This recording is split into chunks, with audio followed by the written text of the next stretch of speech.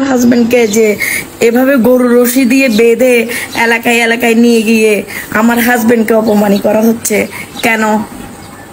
আমি আপনাদের কাছে প্রশ্ন ছুড়ে দিলাম, আমার হাজবেন্ড যদি অপরাধী হয় আমার হাজবেন্ডের বিচার আদালত করবে। ওসি আরিফ আমার হাজবেন্ডকে অ্যারেস্ট করে নাই, আমার হাজবেন্ডকে সুচি অ্যারেস্ট করাইছিল। আমি এটা বারবার বলছি।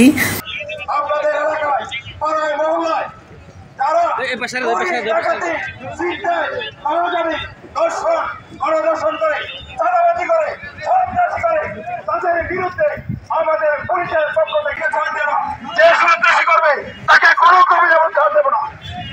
সন্ত্রাসী যেই হোক, যত বড় শক্তিশালী হতে গেল তাদের বিরুদ্ধে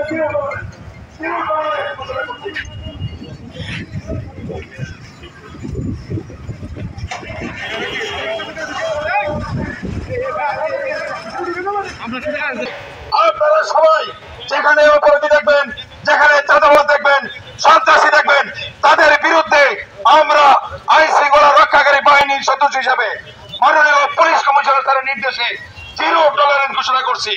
যেখানে আপনারা অপরাধী দেখবেন, দুষ্কৃতিকারী দেখবেন, চোর ডাকাত ছিনতাইকারী দেখবেন, সন্ত্রাসী দেখবেন, চাঁদাবাজ দেখবেন, তাদেরকে ঘেরাও করে পাকড়াও করে আমাদেরকে তথ্য দিবেন। আমরা কুইকলি সাহস করে সন্ত্রাসীদেরকে গ্রেফতার করতে সক্ষম হবো ইনশাআল্লাহ।